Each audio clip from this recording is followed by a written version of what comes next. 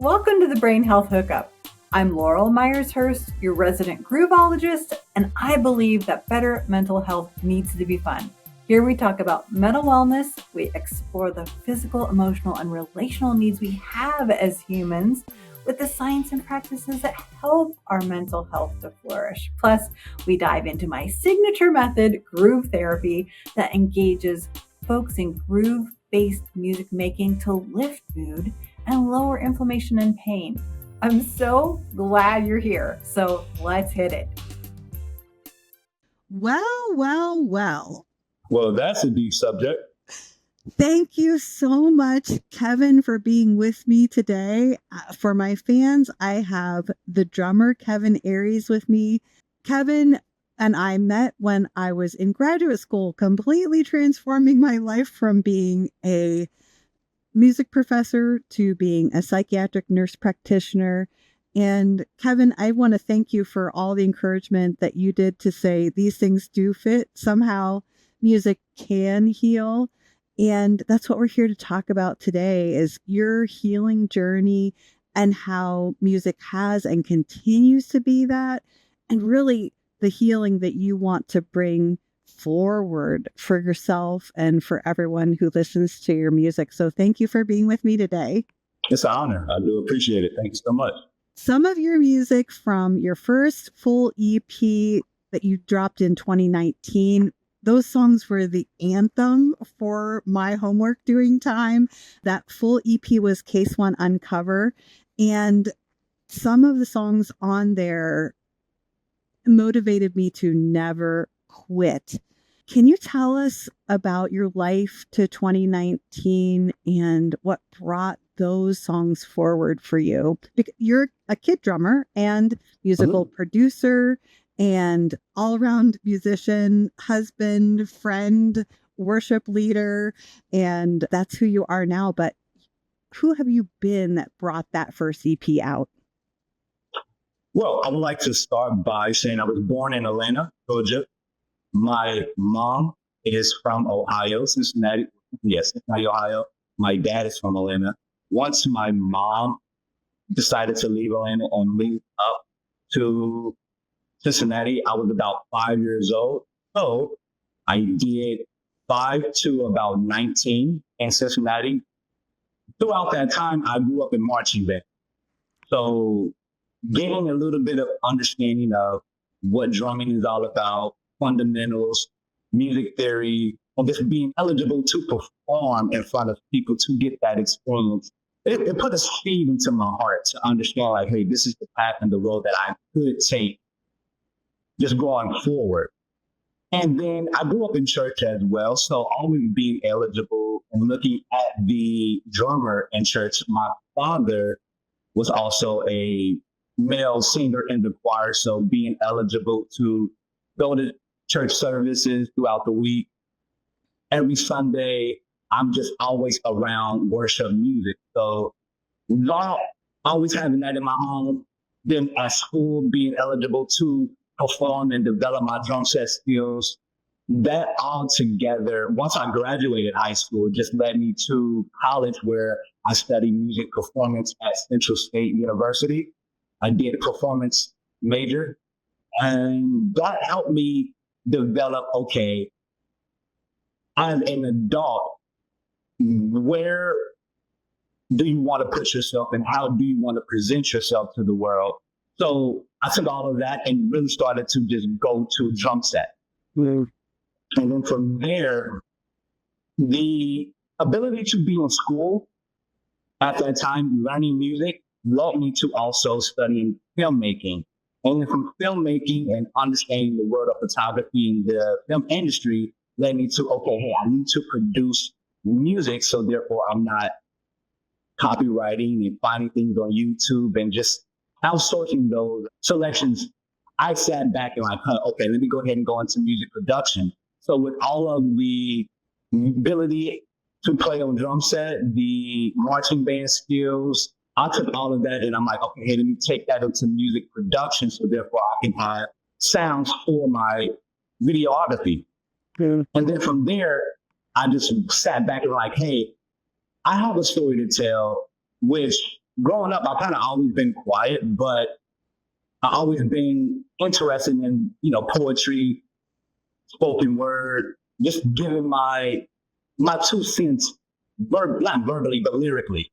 I've kind of been in that way throughout church as well, but I never really sat back and like, hey, let me go ahead and go into this. So once I started going into music production, that kind of gave me that fire and say, hey, let me go ahead and write some songs. And so 2018, 2019, that's where I developed the idea for my Case One Uncovered. So once I started to record, I'm like, hey, man, this is exciting. And honestly, people started liking it like yourself.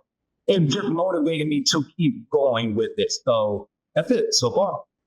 That is 100% what I'm thinking, that your songs have at least two threads always. Mhm. There's the narration, the storytelling about specific times in your life, but that second layer of social commentary about what those things that have happened to you also mean to broader community and to humanity. Can you pick one song from your Case One Uncover, one moment that's depicted in one of those songs, and the message you really wanted to get out to the world about not just what happened to the drummer Kevin Aries, but what's happening to other people like you that they need to know about and they need to do something about? The song I will pick would be My Coach. Now, that one right there was very special because I think we all have that inner voice that we speak to once we close our eyes, when we try to get some type of guidance. We seek to find some type of guidance. Me growing up, I was separated from my biological parents. So I was adopted. And I always felt like that side of my bloodline, I lost that connection. But I gained it with a new family, so I was able to experience that again. But moving through life, I always felt like, hey, I needed some type of guidance. And I think that's what music and learning the ability to play drums came from. So using that to motivate this song, My Coach, that's something that I think most people can connect to, because throughout their journey, whatever it is, it can be a lawyer, it can be a doctor, it can be a writer. You always try to go to that inner source and pull out that inner fire. So therefore you can produce and you could just live up to what you envision. With the song, I wanted that to connect to how people go throughout their daily day basis. On the source of that energy will always be God, and let that source lead you to finding pretty much a way out of no way. So that's what I think, me growing up, not having my biological parents, but also having my adopted parents, I always had no guidance, but then again, music came along, and then the spirit of the music just kind of helped me focus on, okay, hey, this is my direction. So it became that passion of the music, trying to understand who the presence of God is throughout music. That's what I use to push me forward. So, yeah. Victor Wooten, the bassist, has spoken a lot about the education we get from music itself, that music is in some ways a teacher. And I've contended in my book, Groove Therapy, that a groove isn't just a nice to have. It is actually a structure where when we have it, when we participate, when we start to understand the ins and outs of what's happening, it does teach us. We are transformed by just participating in it. As a kit drummer, you're using all of your faculties, your whole body's strengths, plus your arms and legs. And when you're maintaining the layers of rhythm. You set up one repeating rhythm in your foot, and another repeating rhythm in your hand, and another hand is doing something else to accentuate all the other things that are going on. Like, what does that teach you about life in this universe? I know that's a huge question, but I think there's something when all of those parts of your body come together to your soul, it's doing something to teach you. Just hearing that question for the first time, what's your gut reaction? I believe this world is set up with systems. So you look at the universe, you start to look at your body, you start to look at the animal kingdom, you look at food, the whole process of how things work, it's all connected. So what I do with my legs versus what I do with my hands versus what I'm thinking about in my mind, it helps me be able to process just how life can, I don't know how life can be, because sometimes life does take you in different directions because there's so many layers. It can become so complex. So having that ability to utilize your right and left hemisphere of your brain, for me, it helps me be able to process the journeys of life as well. Because, hey, I may have energy coming from this way, but I also have energy coming from this way. But then again, I'm able to center that based off of how I want to create that groove. So I think I think that's how I would answer that. Yeah, when they all come together, the undeniable part is that it makes us want to move. And I think when people have so much pain in this life, things seem so complex, the layers at first don't seem to match up or they're conflicting, then we can feel paralyzed or stuck.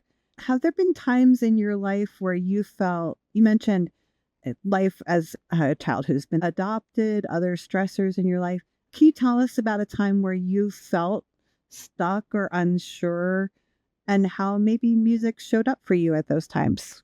So being about 8 years old, I was put back into the second grade once I found my adopted family. So in a new city, new people, a new family, just trying to start this whole other part of my life over, I was unsure about everything that was going on around me because I understood who my parents were, but then again, I wasn't understanding why I'm here. So I decided to keep going. I had to get up every day, deal with the peer pressures of being in elementary, middle school, high school, understanding this new family, understanding my mom, understanding my dad, trying to find who I was. I really shut a lot of things out because I didn't find myself until later on in life. But being around a lot of people, I was antisocial. I never really wanted to express myself. I always observed what was going on around me. I was really a gullible kid where, I mean, you can tell me the sky is blue and then somebody could tell me the sky was purple and I would just believe both parties. I didn't have a thinking away from myself. So when those pressures will come, I will retreat to myself, but I use music to cope with that. So growing up, I grew up with, MP3 players. Then the iPod came out, the little nanos, and then so that era I grew up in. So I was always at school downloading music. Growing up in my household, we always had gospel music. That was the station that was always on. I was never introduced to any of the secular stations. So I grew up sheltered. So gospel music was always around me. So once I got the ability to find music, in what hip hop was, what jazz was, what country was, Christian rap, contemporary music, I understood it. There was a lot of variety out there. So that's what I will retreat to. So I will walk around here if I'm being, I wouldn't talk to nobody. So that helped me just cope with, okay, if I'm sad, if I'm happy, if I'm angry, I'm gonna just go into this. So my mom and dad, it kind of with them a lot with that because I wasn't trying to connect with my brothers. I wasn't trying to connect with them or any of the other family members. I would only come home, go to my room, and zone everybody else. So like that just music just become a good way of me coping with life. That's all.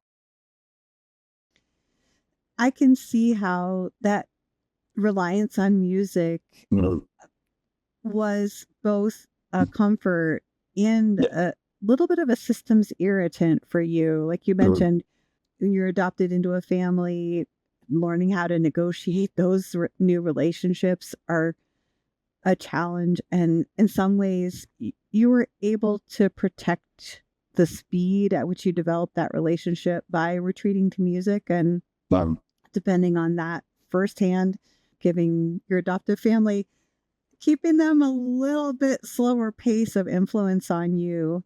So today you are engaging in music, you're remastering your first EP release, also developing a second full-length EP, and we're looking forward to that coming, His Invisible Friends, coming out when it is just right. How do you know when your music is just right? Is it a particular lyrical quality you're looking for?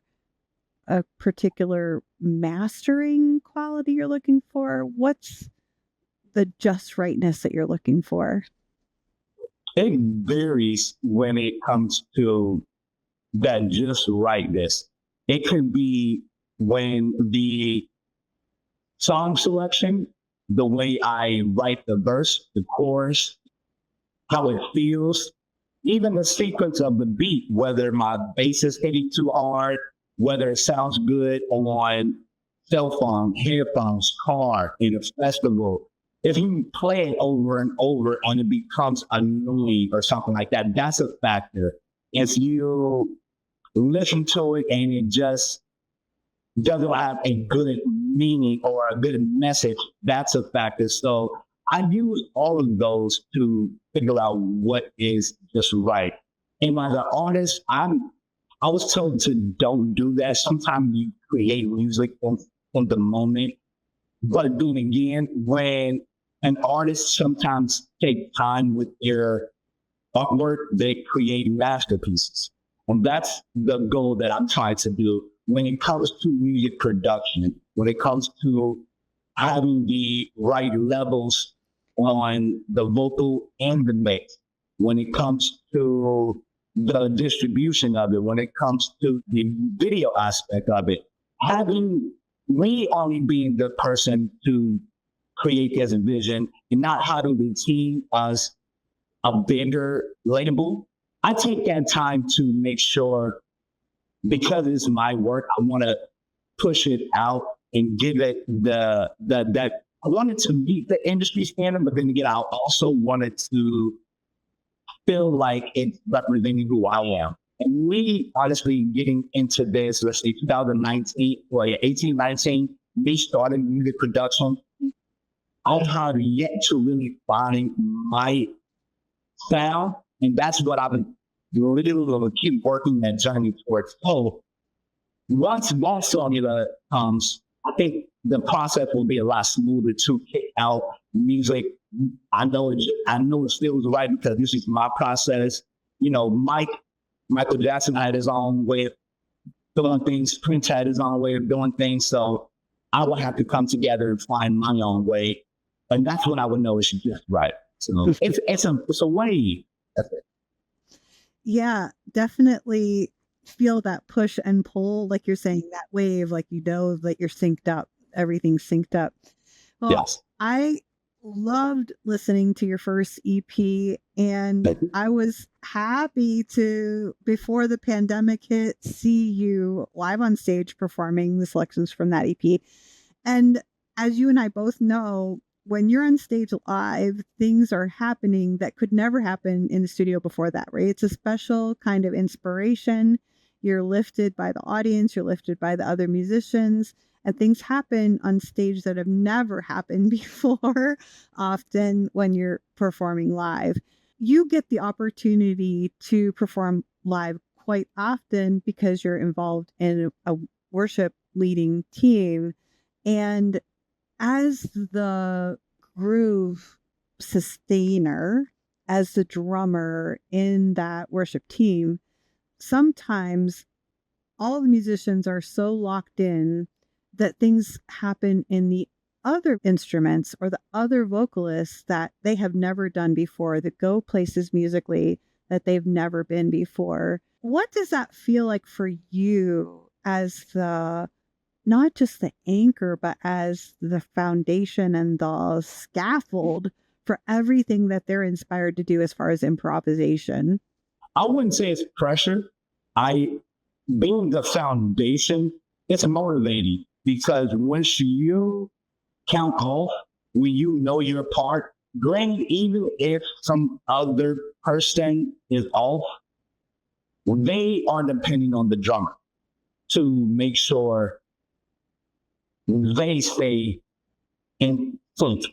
So I process and study songs since I was a kid, and that's kind of how I developed the comfortability to play along with other musicians, is knowing that my part is crucial to their part. And if once that gets locked in, we all jail. So I focus on that a lot, being the foundation. And as a drummer, you have to. You know, the saying is, if you have a good drummer, then I believe it's a good band. I think it's some saying like that. But that helps me because I know I carry that weight to help them perform better. So that's it. When you feel like everything locks in and they can take that inspired moment and improvise, how does that feel to be supporting that? And you certainly have amazing improvisatory skills that you bring into your own drumming. But how does it feel to be the backing for those moments when, not when they're messing up, but when they're going above and beyond what they thought they could do in improvising? It's amazing. It's one of those feelings where you're often be in that moment, and I'm part of that to capture it. But then again, it's a lot of aspects that make this moment happen. You ever been to a concert where there's an intro that grabs your attention, the singer comes on, the band comes on, everything is just grooving, and after the whole song, it leaves you feeling like, man, you guys were rocking. Like, that right there is the ultimate feeling. So as a musician, I'm honored to be able to feel that. And as, you know, the consumer or somebody who listens to it, that's what we do it for. Is that moment, that feeling right there. It's, hey, you guys sounded good. You guys were rocking. I felt something after that. That's it. It is an energy that keeps going, right? It keeps reverberating, and that movement doesn't stop the minute people stop exercising the vocal cords and strumming their instruments, for sure. You continue a very consistent presence on social media, and like you mentioned before, you can be found anywhere. Just Google the drummer Kevin Aries, and you are will be led right to your presence. What do you look for in a song that you're going to cover when you're doing covers with pre-recorded music? What are you looking for? What makes it to the Kevin Aries list of things that need to be done on social media as a cover? I mean, it could be me trying to keep up with the trend.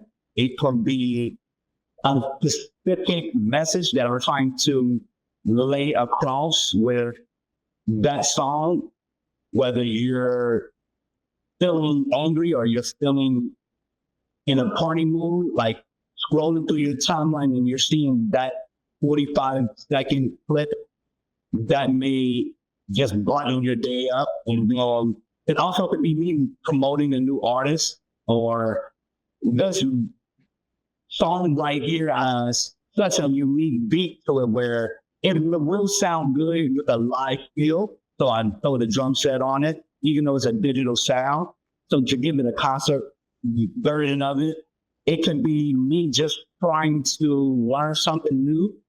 It could be people will certainly request a lot of songs that they want to hear. It could be this how I'm feeling in that moment. I always listen for songs that I grew up on or that's out right now where it's just like, hey man, this resonates with me. So let me go ahead and jump into the studio and do a little cover. So it varies.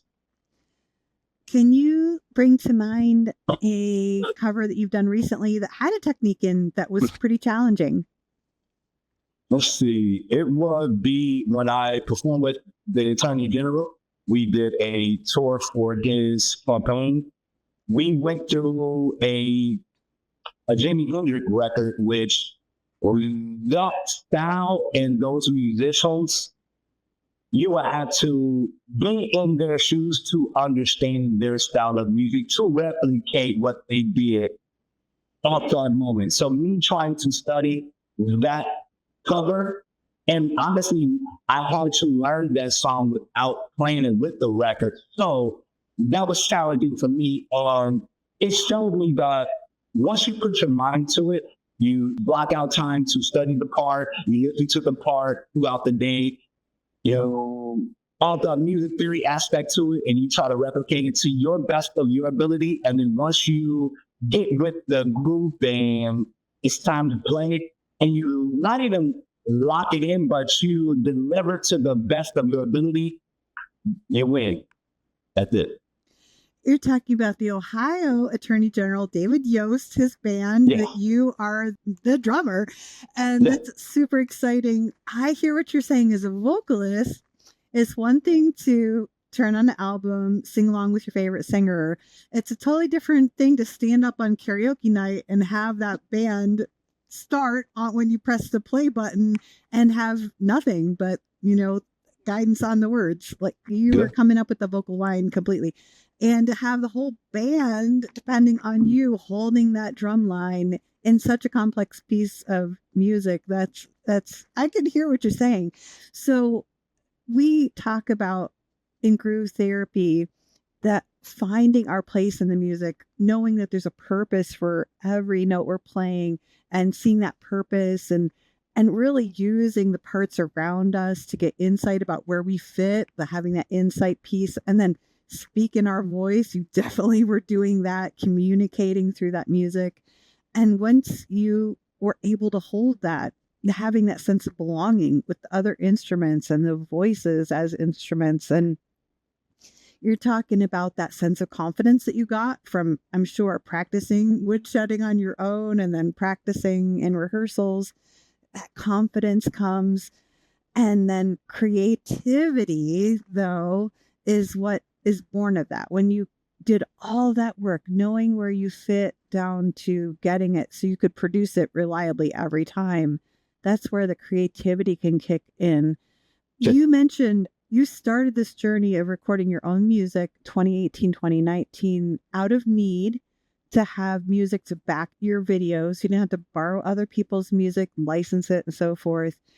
Where do you feel like you are in your journey of creativity? You mentioned finding your voice. Talk to me more about where that sense of creativity is, given all those things you've done, that head to toe transformation that you've done through creating music to this time. The moment, the part that I'm at with my journey is feeling like I'm behind because of the aspect of not having as much music out as another artist who have the same drive. I'm at a point where all of the creativity that I've gathered, I'm still processing how to deliver it the best way that I can. All last year, not even last year, but last few years, I've studied in different categories to develop my penmanship, to give my music a sense of message, direction.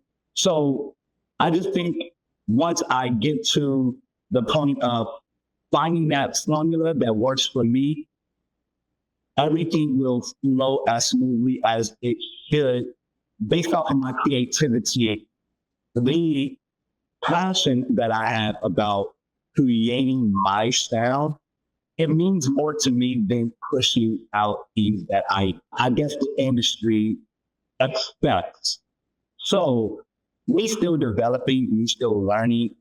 That gives me the time and ability to push out great artwork.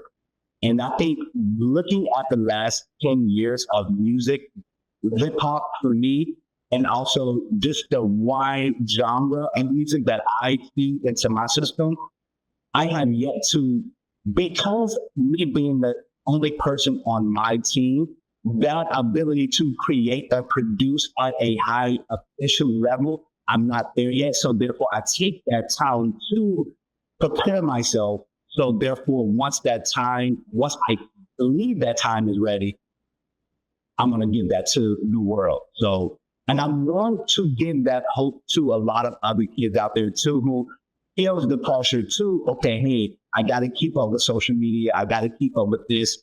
It's a lot of content out there. And if my villain is not being portrayed right, it can get lost in algorithm. And that's what I don't want. That's it. Well, you know my story, having been on a lot of dead end trails, up to and including being a music professor, which sounds so, you know, so something, but was never going to lead to financial stability. Becoming a nurse and a nurse practitioner at 50, right? I started nursing school at age 50. I hear what you're saying is it's never too late to do that thing you really intended to do the way you can do it. And it's going to be worth all of the juice you squeeze to get to that point. Just speaking on your previous release, I just love the timbre of your voice and the way it moves among the instruments in your recordings. You have a very clear message because your vocal timbre is unique, and it's so satisfying to listen to the storytelling and the social commentary that you deliver in the music that you're producing. I can't wait to get to more of it when it's released and to see the re-release of your first EP2.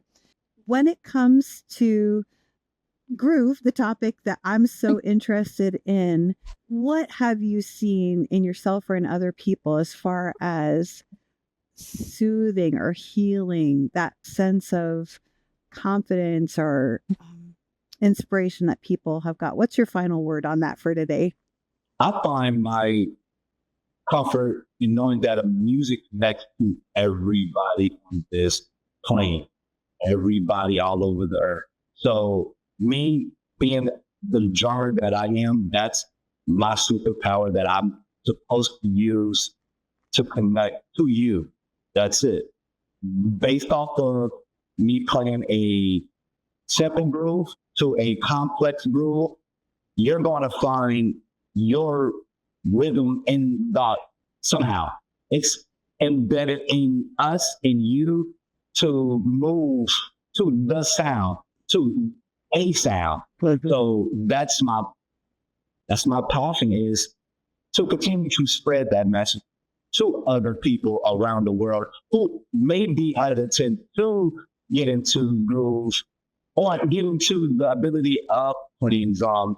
Honestly, even if you don't have a passion for it, what you are giving to your clients, they, I hope they see the power in how therapeutic it can be for them through how it has been therapeutic for me. That's it. There's a place that we fit when we listen to a groove. It's not a steady tone where nothing else fits. A steady tone, nothing else fits in there. A groove, no matter how dense it is always going to have holes where you can fit, right? There's going to be a special kind of movement, a special kind of response. Something is going to draw out of you that's unlike anybody else that's ever heard that groove before. And that is what makes it so special. You feel that. That's why you're saying you don't have to be a drummer. In some way, you don't have to be a drummer. You still can feel the power of that groove and be drawn into it and find what you didn't expect in a way of healing and comfort. And I believe it. You believe it. We're out here trying to make it known in the world. Thank you so much, Kevin, for being an encourager, not just to me, but to other people, for having the courage to let your own music be heard. And I just want to thank you for this time, for setting some time apart in your schedule to talk about this thing we have in common, even though we cannot be more different. Our age, our race, our situation in life, everything about us is different. But we both believe this so strongly, that groove has something to say and that we're here to say it until everyone hears it. Absolutely. Remember, together we have everything we need. Take care. Thank you. That's it. Thank you for tuning into this episode of the Brain Health Hookup. I hope this episode radiates with the conviction that generating mental wellness needs to be fun and safe. We want you to find your power and understand your innate design to flourish in everything you do. And we hope that inspires you to come back and listen for more. I'd love for you to leave a review of this podcast, as it helps this show grow to reach more people who need to make mental wellness fun. You can find the leave a review button, as well as all the YouTube visuals, bonuses, and ways we can help to support you on our website, podcast.grooveforhealth.com. I appreciate you more than words can say. See you next time, and remember, together we have everything we need.